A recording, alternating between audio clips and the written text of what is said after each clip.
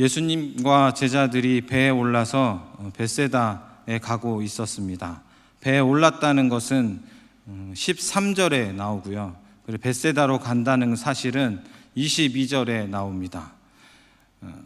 배에서 있던 한 사건을 우리에게 들려주고 있는데 이야기가 좀 많이 어색합니다. 이 좀 많이라는 말 자체가 굉장히 좀 이상한데 그것이 참 어울리지 않을까라는 생각이 들었습니다. 언젠가 방송에서 프로그램 중에 출연자가 이런 표현을 쓰더라고요. 천천히 빨리 와. 이렇게 무슨 뜻인지 감이 오시죠? 천천히 빨리. 굉장히 어색한 말이지만 또 이해는 갑니다. 생각해 주는 것과 동시에 자신의 바람을 이야기하는 거죠. 정말 빨리 왔으면 좋겠지만 상대방을 배려해서 그래 천천히 빨리 와 이렇게 얘기하는 겁니다. 그런데 그것과 비슷한 심정으로 같은 표현을 쓰자면 그런 겁니다. 이 오늘 본문은 좀 많이 어색합니다. 예수님과 제자들이 배를 타고 이동하는 중에 갑자기 떡 가져오는 것을 잊었다, 그런 이야기들을 제자들이 합니다. 배를 타버렸으니까 떡을 구할 수도 없는 노릇이고 그런 상황에서 이제 떡이 없다 서로 수군거리는데 보면은 14절에 보면 배에 떡 한 개밖에 그들에게 없다 그렇게 이제 말하고 있는데 16절 17절에 보면 또 떡이 없다 그런 표현을 씁니다. 하나의 떡으로는 턱도 없으니까 그런 표현으로 했을 수도 있고 일부 학자들의 견해에 따르면 떡 하나는 예수님, 생명의 떡이신 예수님을 가리키니까 제자들한테는 떡이 없는 것이다 이렇게 이해하기도 합니다. 어쨌든 간에 13명이 먹기에는 절대적으로 부족한 이제 그런 상태가 되었습니다. 그런데 갑자기 예수님께서 무슨 말씀을 하죠? 경고의 말씀을 하시면서 바리새인들의 누룩과 헤롯의 누룩을 주의하라 이렇게 말씀하십니다. 떡 이야기를 하는데 갑자기 누룩 이야기를 하시고 그리고 그것도 바리새인의 누룩과 헤롯의 누룩을 주의하라. 무슨 이야기인지 잘 모르겠죠.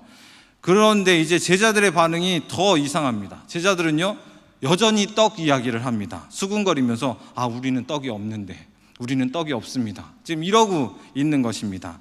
그러자 이제 갑자기란 말이 어울릴지는 모르겠는데 제가 갑자기란 표현을 쓰는 것은 예수님께서 엄청난 질문을 해댑니다. 제자들한테 막 던지죠. 이 말씀 중에 있는 말씀을 의미 단위로 끊으면 이러한 것인데 연습을 좀 했는데 빨리 읽어보도록 하겠습니다. 여기 보면 질문이 엄청나게 나오는데 너희가 어찌 떡이 없으므로 수군거리느냐, 아직도 알지 못하느냐, 아직도 깨닫지 못하느냐, 너희 마음이 둔하냐, 너희가 눈이 있어도 보지 못하느냐, 귀가 있어도 듣지 못하느냐, 기억하지 못하느냐, 내가 떡 5개를 5,000명으로 떼어줄 때에 조각 몇 바구니를 거두었더냐, 내가 떡 7개를 4,000명에게 떼어줄 때에 조각 몇 바구니를 거두었더냐. 그리고 마지막에 또 질문하죠. 아직도 깨닫지 못하느냐. 엄청나죠. 아마 여러분들이 그 자리에 섰으면 무슨 생각이 들까요? 떡 얘기 괜히 했다. 그냥 가만히 있을 걸. 괜히 해가지고 지금 엄청나게 예수님께서 쏟아붓는 질문에 당황했을 수도 있습니다. 그런데 이제 그나저나 떡 이야기를 했는데 왜 갑자기 누룩 이야기를 하셨을까? 제자들 중에는 그런 생각을 할 수도 있습니다. 우리가 읽은 이 마가복음 8장 14절부터 21절 말씀은 여전히 이제 깨닫지 못하고 그렇게 끝나버리는 제자들의 모습을 보이는데 동일한 말씀이 마태복음 16장 5절부터 12절에 있습니다. 거기 보면은 예수님께서 자신의 이야기를 하면서 마지막에 떡의 누룩, 이 누룩이 바리새인과 사두개인의 누룩이다. 그것을 주의하라. 떡의 누룩이 아니다라고 이야기를 하십니다. 그러니까 제자들이 그제서야 예수님의 말씀이 바리새인과 사두개인들의 그 교훈을 조심하라 이렇게 이해한 말씀이 나옵니다. 말씀의 이 전체적인 흐름이 좀 많이 어색할 수 있지만 예수님은요 떡이 없다는 것을 통해서 제자들이 그것을 중요한 문제로 여겼을 때에 예수님은 그것을 통해서 떡을 만들에 필요한 누룩에 빗대어서 제자들에게 영적인 교훈을 하고 있다라는 것을 볼 수 있습니다. 여기서 누룩은요 기본적으로 한 곳 빼고는 전부 다 10가지 이상에 나오는 그 전부 다 나오는 비유에서 부정적인 의미로 누룩이 쓰입니다. 그러니까 여기에서도 마찬가지로 이 누룩은 부정적인 의미를 가지고 있는데 오늘 말씀은 흡사 요한복음 4장과도 좀 비슷하다고 할 수가 있습니다. 유사한 점이 있는데 요한복음 4장에는 사마리아 성 수가라는 곳에 통과하시면서 우물에 물을 길러온 한 여인을 예수님이 만나는 장면이 그 말씀에 있습니다. 여인에게 중요한 것은 무엇이죠? 물이죠. 먹을 물을 얻으러 왔습니다. 물을 기르러 왔으니까 물이 가장 중요하죠. 그 상황에서 예수님께서 이제 물을 달라 그렇게 하신 다음에 하셨죠. 그때에 이제 이 여인이 왜 유대 사람인 당신이 사마리아 여인에게 물을 달라고 합니까? 라고 반문할 때에 예수님께서 이렇게 말씀을 하십니다. 요한복음 4장 10절에 보면 내가 만일 하나님의 선물과 또 내게 물 좀 달라는 이가 누구인 줄 알았더라면 내가 그에게 구하였을 것이요 그가 생수를 내게 주었으리라. 여인이 완벽하게 이해하지 못합니다. 그러면서 생수를 준다? 이 이야기를 딱 듣고서 물기를 그릇도 당신은 없고 그리고 이 우물은 굉장히 깊은데 어떻게 당신이 그 생수를 얻겠습니까? 라고 먹는 물에 관해서 다시 한번 질문을 합니다. 그때 예수님께서는 먹는 물 이야기하는 것이 아니다. 결국엔 뭐죠? 생명수 되신 예수님 자신을 이야기하는 것이죠. 그리고 조상 때부터 기다려왔던 그 메시아가 누구냐? 바로 나다 라고 말씀을 하시는 것입니다. 먹는 물을 찾으러 온 이 여인에게 예수님은 그 물을 가지고 영적인 교훈을 들려준 것입니다. 오늘 말씀에도 떡이 없음으로 수군거리는 제자들에게 그것을 통해서 바리새인과 헤롯의 누룩을 주의하라, 그렇게 영적인 교훈을 들려주고 있는 것입니다. 차이점이 있다면요, 사마리아 여인은요 예수님을 만나고 그리고 그 예수님의 말씀이 처음엔 뭔지 몰랐다가 나중에 어떻게 하죠? 그 말씀을 믿죠, 받아들이죠. 그런데 제자들은 여기서 보면은 이 마가복음 8장에는 여전히 아직도 부족한 모습을 보이고 있다는 것이 다릅니다. 제자들의 모습은요, 오늘 말씀에 우리가 지금 8장 14절부터 읽었지만 그 앞서서 보면은 바리새인들의 모습과도 굉장히 유사합니다. 거기 보면 무슨 얘기가 나오냐면 배에 오르기 전에 예수님에게 바리새인들이 뭐라고 요구하냐면 우리에게 표적을 달라, 그렇게 요구를 합니다. 그때 예수님께서는 그들의 요구는 시험이구나 라는 것을 확실히 알아차리고 예수님께서는 먼저는 어떻게 반응을 보이시냐면 12절에 예수께서 마음속으로 깊이 탄식하셨다, 탄식을 하십니다. 그리고서 그들에게 말하죠. 어찌하여 이 세대가 표적을 구하느냐? 내가 진실로 너에게 이르노니 이 세대에 표적을 주지 아니하리라. 깊이 탄식했다는 것은요, 그 원문 그대로 하면 그의 영으로 신음했다, 그런 표현입니다. 신음하다는 표현은요 신약 이곳에만 등장합니다. 8장에만 등장하는데 분노나 격양이 아니고 실망이나 체념의 뜻입니다. 그러니까 분노를 이미 넘어선 거죠.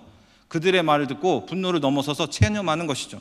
그런 상황에서 이제 그들에게는 표적을 보여주지 않습니다. 그들이 말하는 표적은요 단순한 기적이 아닙니다. 왜냐하면 예수님 기적을 그들이 보지 않은 것도 아니고, 그리고 8장 앞서서 또 그 앞서서 8장 1절부터 보면 무슨 말씀이 있냐면 4,000명을 먹이시는 예수님의 그 기적의 행위가 또 8장 1절부터 나옵니다. 그러니까 예수님께서 보여주신 기적을 그들이 또 요구하는 게 아니고, 그것이 아니라 표적을 구한다는 것은 당신이 진짜 하나님께서 참 보내신 선지자인지 참 메시아인지 그것을 증명해보라, 그런 뜻입니다. 그 안에는 무슨 마음이 있죠? 불신앙의 마음이 있는 거죠. 그래서 예수님을 시험하는 것입니다. 믿지 못하고 불신앙으로 인해서 표적을 구하니까 예수님은 거절한 것입니다. 표적을 보여줄 수 없어서가 아니고 그런 능력이 없는 것이 아니라 그들의 불신앙에 응답하지 않은 것입니다. 그런데 그런 불신앙의 모습이 지금 바리새인들에게도 있었는데 또 이어서 제자들에게도 사실은 비슷하게 나타나는 것입니다. 뭐죠?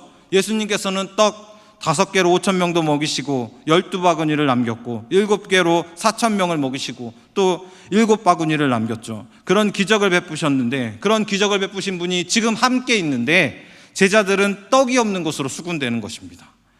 예수님과 함께 있는 것만으로도 충분하지 않다라고 그러한 모습들을 보이니까 예수님께서 영적인 교훈을 들려주고 있는 것입니다. 그럼에도 아직도 깨닫지 못하는 모습을 보이고 있다는 사실입니다.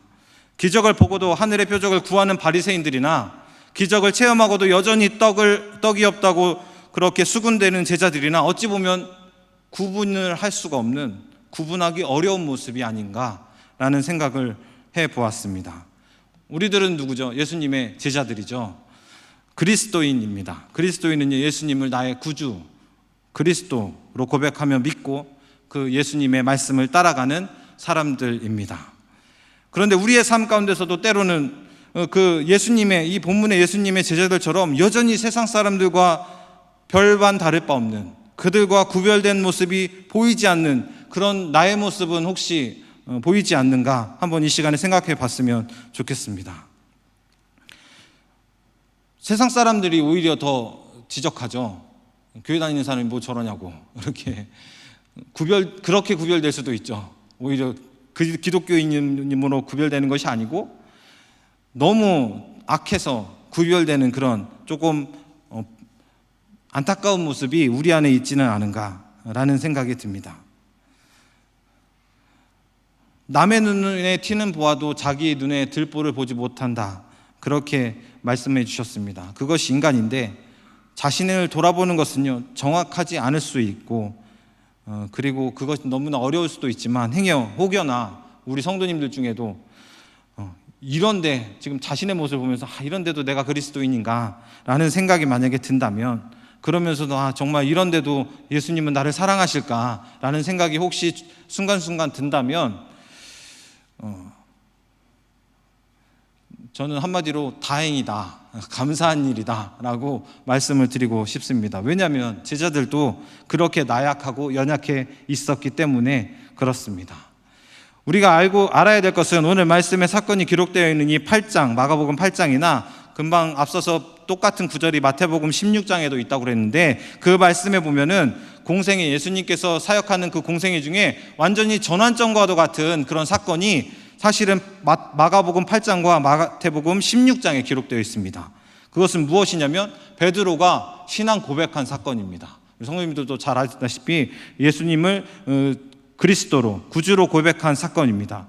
그런데 그것이 굉장히 중요한 것은요, 그 고백이 있기 전과 이후가 성경의 기록이 많은 차이를 보인다는 사실입니다. 예를 들면 마가복음을 보면 내가 진실로 너희에게 이르노니 이렇게 말씀하시면서 아주 엄숙하고 공식적으로 이렇게 말씀을 하시면서 했던 교훈을 내렸던 이 문구가 베드로의 고백 이전에는 딱 한 군데밖에 안 나옵니다. 그런데 이후에는요 10군데 이상 등장을 합니다. 그리고 그 이전에 사람들은 자신의 그 정체성, 예수님이 메시아라는 것, 그리스도라는 것을 알리지 말라고 금하라고 하지만 베드로의 고백 이후에는 그러한 언급이 더 이상 나오지 않습니다. 그리고 이전에 예수님의 사역은요 두로나 시돈이나 빌립보, 가이사라나 데가볼리 같은 그러한 지역, 어떻게 보면은 좀 밖으로 이렇게 다녔지만 베드로가 신앙 고백한 이후에는 예수님은 예루살렘으로 향하는 그런 여정을 그리고 있습니다. 그리고 제자들은요 베드로의 신앙 고백 이전에는 예수님에 대한 이해가 없어서 실패한 모습들을 너무나 많이 보여주고 있는데, 그런데 이후에는 완전하지는 않아도 예수님이 메시아구나라는 고백을 담고 있다는 사실입니다. 그러면 오늘 본문이 어디죠? 베드로의 신앙 고백을 하고 난 이후입니까? 아니죠. 그 앞에입니다. 그 앞에여서 어떻게 보면 여전히 예수님의 가르침에 대해서 헤매고 있고, 그러한 모습이 바리새인들이 표적을 구하는 모습과 별반 다를 바 없이 정말 불신앙적인 모습으로 비춰지고 있다는 사실입니다. 그런데 말입니다. 정말 중요한 큰 차이가 있습니다. 가장 큰 차이는 뭐죠? 바리새인들과 지금 제자들과의 큰 차이는 예수님과 함께 있느냐, 그렇지 않느냐입니다. 그들이 아직도 우둔하고 불신앙적일지라도 예수님의 제자들은요 예수님과 함께 하면서 예수님의 가르침을 계속하여서 받고 있다는 사실입니다. 그리고 그 가르침을 통하여서 예수님의 제자들은요 예수님을 닮아가는 모습으로 조금씩 바뀌어가고 있습니다. 물론 십자가에서 예수님을 배반하기도 하고 부정하기도 하고 부인하면서 그렇게 흩어지기도 하고 그런 모습을 보였지만, 그렇지만 부활하신 예수님을 만나고 그리고 승천하신 예수님과 함께 하시면서 그 모습을 바라보고, 그리고 다시 오실 예수님 성령을 기다리면서 함께 그 기도할 때에 성령의 충만함을 받고, 그래서 그 예수님의 제자들은 어떻게 하죠? 제대로 예수님을 전하는 그런 제자들의 모습이 되었습니다. 성경에 보면요, 말씀하신 내용 중에 제자들이 즉시 깨닫지는 못했는데 나중에 깨달았다, 이런 표현을 하고 있는 곳이 있습니다. 대표적으로 요한복음 12장 16절인데 거기 보면 무슨 말씀이 있냐면, 제자들은 처음에 이 일을 깨닫지 못하였다가 예수께서 영광을 얻으신 후에야 이것이 예수께 대하여 기록된 것임과 사람들이 예수께 이같이 한 것임이 생각났더라, 그렇게 말씀에 기록하고 있습니다. 이 말씀은요, 메시아가 나귀 타고 오신다는 것, 그것이 예수님이 또 나귀를 타시는 것, 예수님이 나귀를 타고 예루살렘에 입성하는 것, 그런 것들이 제자들은 처음에 깨닫지 못했습니다. 그런데 나중에 대해서 보니까 예수님이 구약의 말씀을 성취하신 분이구나 라는 것을 깨닫고 그렇게 기록한 것을 남겨놓은 것이죠.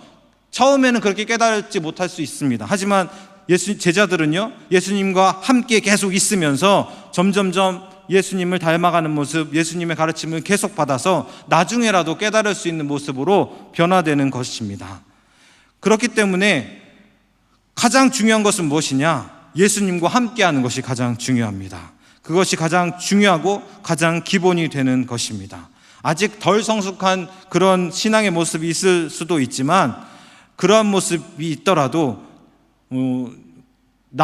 가지가 나무에 붙어 있어야만이 열매를 맺는다. 그리고 양들은 목자와 함께 있어야만이, 목자의 시선에 그 가운데 있어야지만이 보호를 받는 것처럼 그리스도인들은요, 예수님 안에 있어야 됩니다.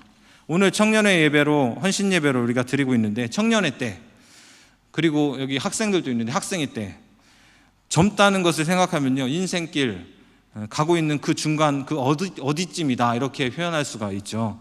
사람들은 사회에 첫 발을 내딛는 시기, 그렇게 표현하기도 하고, 아직 인생을 논하기에는 인생을 논할 단계가 아니다, 이렇게 이해하기도 합니다. 아마 더 많이 인생을 사시는 우리 어른 성도님들은 그렇게 생각이 들 수도 있습니다. 반대로는 정말 많이 살았는데도 불구하고 우리 노년에 있는 성도님들도 나조차도 아직 인생을 잘 모르겠다, 이렇게 고백하시는 분도 있을 수 있습니다. 이게 신앙의 측면으로 볼 때도 마찬가지라고 생각합니다. 신앙의 모습이 여전히 부족하고 그러한 모습들이 많이 보여더라도 우리 신앙의 이 여정은 진행 중이다라는 것을 우리가 한번 생각해 보았으면 좋겠습니다. 신앙의 모습이 진행 중이다. 그래서 지금은 세상과 별반 다를 바가 없고 별반 구분되지 않을지라도, 그렇더라도 이것으로 머물러서는 것이 아니다. 점점점 구별되어져 가는 그리스도인이 되어간다라고 우리 성도님들이 받아들이시고 믿으시기를 바랍니다. 우리의 모습은요, 점점 세상과 구별되어 가는 것입니다. 그게 가능할 수 있는 것은요, 우리는 예수님과 함께하기 때문에 그렇습니다. 예수님을 그리스도로 구주로 고백하고요, 삶의 주인으로 모신 우리 성도님들은요, 점점 구별되어 가는 그리스도인이 되는 것입니다. 그래서 당장은 미성숙한 모습이, 신앙의 모습이 보여서 자기 스스로도 실망할 수도 있지만, 그렇지만 조금씩 변하려고 노력하는 모습으로 그 가운데서 애쓰고 수고할 수 있는 우리 성도님들 되었으면 좋겠습니다. 이것은 다시 말하면 신분상의 그런 구별에 관한 의미는 아닙니다. 우리는 어떻죠? 앞서서 계속 이야기했듯이 예수 그리스도를 믿음으로 믿는 그 믿음의 자녀라는 것은 세상과는 이미 완벽하게 구별된 그리스도인입니다. 그렇지만 사도 바울이 그 로마서 7장 24절에 고백하는 것처럼, 오라 나는 공고한 사람이로다, 이 사망의 몸에서 누가 나를 건져내랴, 이렇게 탄식하는 바울의 삶처럼 때로는 연약할 수도 있고요, 때로는 미성숙함으로 세상과 구별되지 않은 삶의 모습을 보일 수도 있다는 사실입니다. 하지만 그런 중에도 낙심하거나 실망하지 마시기를 바랍니다. 왜냐하면 예수님이 함께 하시기 때문에 그렇습니다. 그러니까 실망하기보다도 오히려 더 주님과 대화하면서 말씀을 계속 공급받으면서 맡겨진 사명을 감당하는 그런 신앙의 울타리 안에서 그렇게 성숙해져 나가는 그리스도인이 되시기를 바랍니다. 이것을 마지막으로 조금 더 넓게 적용하면은, 교회 공동체 안에 있어야 꾸준한 가르침을 받을 수 있고 보호를 받을 수 있다는 것을 의미한다라고 말씀드리고 싶습니다. 우리 성도님들 중에 가나안 성도 들어봤습니까? 자, 고개 들어보신 분은 고개를 한번 끄덕여. 아무도 없는 것 같은데 가나안 성도라는 말이 있습니다. 저는 처음에 이 말을 들었을 때 적과 꿀이 흐르는 가나안 땅을 떠올리면서 그런 사모함으로 간절히 이제 예수님을 믿는 사람들인가, 대단한 사람들이다 라는 생각을 했는데 그런 뜻이 아닙니다. 이거는 제가 말씀해드리면 아마 잊어버리지 않을 겁니다. 그만큼 쉽거든요. 가나안 거꾸로 하면 뭐죠? 안 나가입니다. 안 나가. 나 교회 안 나가. 그런 성도들을 보고 가나안 성도다 라고 지칭합니다. 예수님을 믿어. 난 예수님 믿어. 난 기독교인이야. 그리스도인이야. 하지만 난 교회는 안 나가. 그런 사람들이 미국에도 많고 미국 한인교회도 굉장히 많지만 한국 사람들도 되게 많습니다. 여러 가지 이유들이 있지만 이분들은 2번이나 군복무나 파견근무나 아니면 오지에 있어서 정말 교회를 못 나가는 어쩔 수 없는 상황을 뜻하는 그런 사람들을 말하는 게 아니고요. 스스로 선택한 겁니다. 나는 교회 안 나가. 그렇지만 난 그리스도인이야. 난 신앙생활을 나 홀로 하겠어 라고 말하는 성도들이 많이 늘어났다는 사실입니다. 여러 가지 그것이 이제 그 사람 개인의 문제나 교회 문제, 여러 가지 문제가 있을 수도 있지만 중요한 것은요, 성경적인 가르침은 모이기를 피하는 것을 부정합니다. 히브리서 10장 24절 25절에 보면 서로 돌아보아 사랑과 선행을 격려하며 모이기를 패하는 어떤 사람들의 습관과 같이 하지 말고 오직 권하여 그날이 가까움을 볼수록 더욱 그리하자.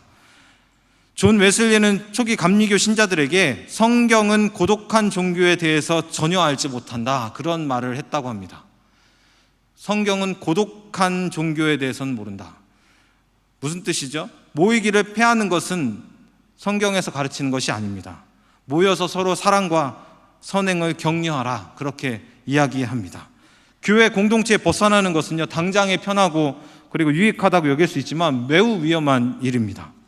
그러니까 그분들은 그렇게 얘기하죠. 인터넷도 발달되어 있고 IPTV나 그리고 여러 가지 대중매체들이 있으니까 경건에 대한 그런 것들을 접할 수 많이 있잖아요. 그러니까 나 홀로 신앙생활 할 수 있어. 난 충분해. 교회 가면은 여러 가지 일들이 있고 그런 것들 때문에 그런 식으로 이야기하지만 정말 중요한 것은요, 이 히브리서 10장 24절 25절에서 이야기하는 것을 놓치는 것입니다. 한쪽만 치우치는 것이죠. 받기만 하고 이렇게 봉사와 섬김을 하지 않으려는 모습입니다. 예배도 받는 것이죠. 자기가 예배를 드리는 게 아니라 은혜를 받기 위해서 예배를 인터넷으로 보는 거죠. 내가 예배를 드리는 게 아니죠. 그러니까 선행과 서로 섬김과 그런 공동체 안에서 있을 만한 그런 것들을 하지 않는 것입니다. 너무나 한쪽으로 치우치고 너무나 위험한 것입니다. 그리고 홀로 있기 때문에 세상에 많은 경건한 그런 이야기들과 그 경건한 그런 것들을 인터넷에서 알 수 있지만 다 참이 아니잖아요. 어떤 것이 참인지 것인지 홀로 구분할 수가 없습니다. 쉽게 잘못된 것에 빠질 수가 있습니다. 그렇기 때문에 교회 공동체 안에 있는 것이 굉장히 중요하고 더 중요한 것은 그 안에서 더 가운데로 가까이 이렇게 다 모이는 것이 더 중요합니다. 지금 기관이나 구역들 중에는 때로는 구역에 있는데 기관에 있는데 이름만 있어. 이름만 있어. 아마 그분도 그렇게 하는지는 모르지만 그리고 모임이나 여러 가지 일들에 다가오지 못하고 함께하지 못하는 분들이 혹시 있다면 그분들 중에 어쩔 수 없는 상황이라면 괜찮은데 그것이 아니라 나 혼자도 괜찮아. 그냥 대신 나는 전이교회라는 이름에 나 교회 소속으로는 해놓고 난 혼자 신앙생활 하겠어. 만약에 그런 분이 구역이나 기관에 있다면 정말 권면하시기를 바랍니다. 함께 공동체 가운데로 들어올 수 있도록 돕고 애쓸 수 있는 우리 성도님들 되시기를 바랍니다. 말씀을 마치고자 합니다. 우리는 정말 연약합니다. 세상과는 때로는 구별할 수 없을 정도로 연약할 때도 있습니다. 그렇지만 우리는 그것에 머무르지 않습니다. 머물러서도 되지 않습니다. 왜냐하면 예수님을 삶의 주인으로 모신 우리는 그리스도인이기 때문에 그렇습니다. 우리가 예수님과 함께 한다면 예수 그리스도로 인하여서 우리는 예수 그리스도의 가르침으로 인하여서 점점점 변화되는 그리스도인이 될 것입니다. 그리고 결국에는 예수님을 닮은 모습으로 나아갈 줄 믿습니다. 그것을 좀 기대하면서 어떤 유혹에도 넘어가지 않고 말씀을 붙들려고 노력하고 그리고 기도하려고 노력하는 그런 우리 성도님들 다 되시기를 바랍니다. 기도하겠습니다. 우리 함께 이 시간에 같이 기도했으면 좋겠습니다. 우리 시간에 혹여나 본인의 모습 중에